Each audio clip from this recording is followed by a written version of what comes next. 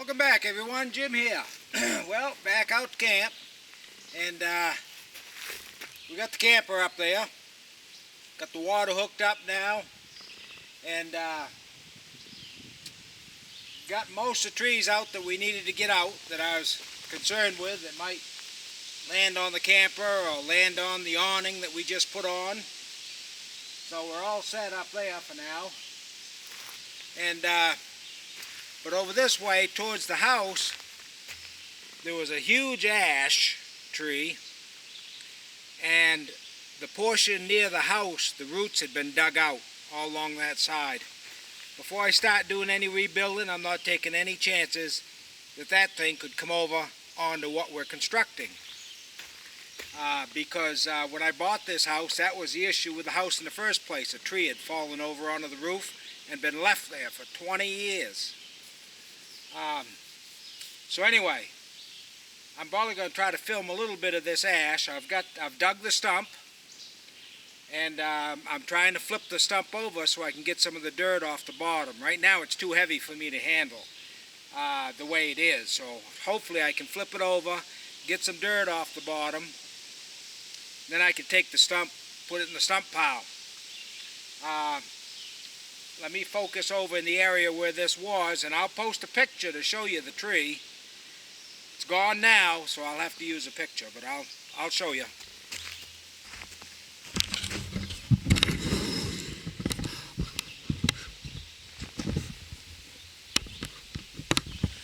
So here's the back of the house. You can see the dirt piles. And like I say, I'll post a picture so you can see what it looked like. This is the stump, and the stump hole. Made quite a hole. I've got it loose. I've spun the stump around a couple times, but like I say, somehow I got to flip it over, get the dirt off the bottom. Now the size of this, it was about 24 inches across, and it had to been 80 feet high anyway. And the ash seemed to be in pretty good shape. I hated to take it, but like I said, the vicinity of where we're rebuilding and stuff like that, and considering half of it was already out of the ground, I didn't want to take the chance. I cut the logs from the tree into 9-foot lengths, and I haven't decided yet exactly what I'm going to cut them into. But the wood looks like it's pretty solid. The pith is somewheres near the middle. I've got a few pieces here that might be some good crotch wood for a table. I would imagine ash would make a pretty good table. The biggest piece, I'll zoom in on the biggest piece.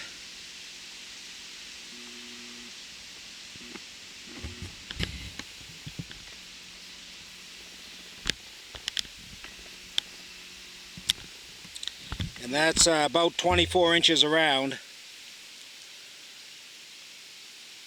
So I should get some pretty good wood out of these.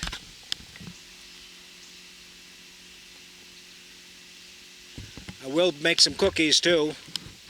I've got one piece that I laid on the ground right there. And that's a little bigger than 24. I ought to be able to get 3 or 4 cookies out of that. Probably 2.5, 3 inches thick. Like I say, the wood's in pretty decent shape. Funny story about this stump.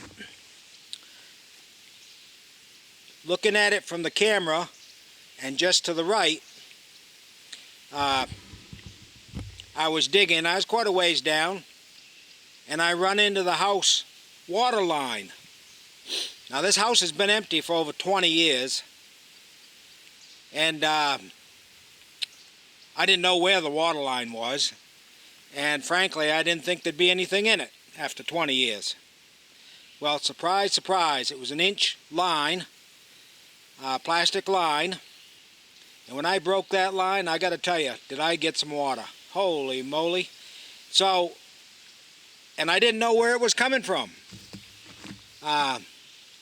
I'm assuming it was coming from the same well that I'm using for the camper.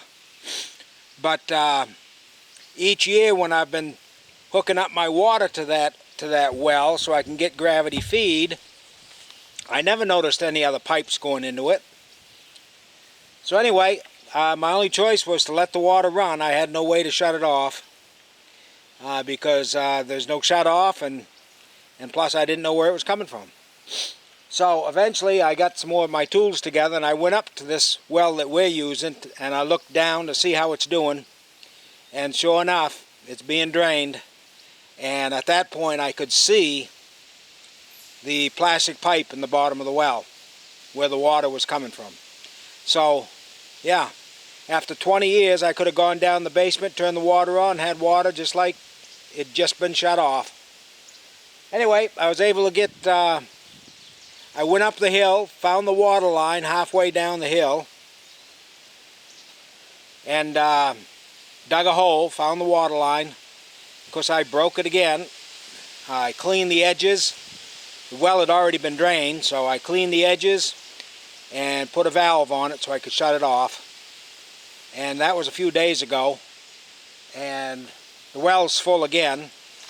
The well probably puts out about 1 gallon a minute. It's not a lot, but I mean, hey, keeps it going. So anyway, let's get the Kubota going, and I want to see if I can flip this stump over. Okay, so I've dug the dirt away from it as much as I can, and I got a chain hooked around it. I'm going to roll it over. The backhoe wasn't strong enough to flip it, but as long as I've got traction, I'm pretty sure I can flip it over with the tractor. Stay tuned.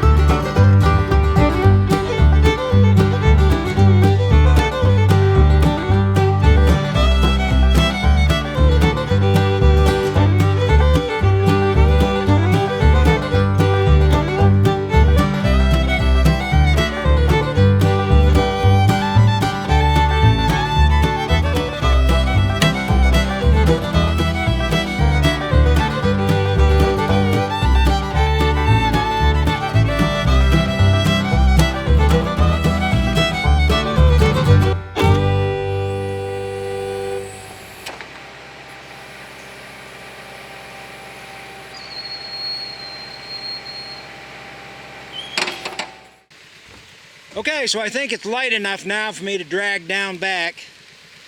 And so I'll end this here. Boy, it left quite a hole. That was a big tree. But once I landscape this banking, it'll all look pretty good. So anyway, thanks for watching. Hope you enjoyed me using the backhoe. That BH92, boy, that's quite a workhorse, that backhoe. Early on, one of my real early videos, I did break the backhoe. I broke the dipper stick, had to weld it, but she's been perfect ever since. So anyway, I'm going to drag that down back, and till the next time, please give me a like and a subscribe. I'm going to try to fill this hole in. I'll try to fill this hole in. Pretty good size hole. Anyway, like I said, give me a like, give me a subscribe, and I'll be back again with some more videos here before long.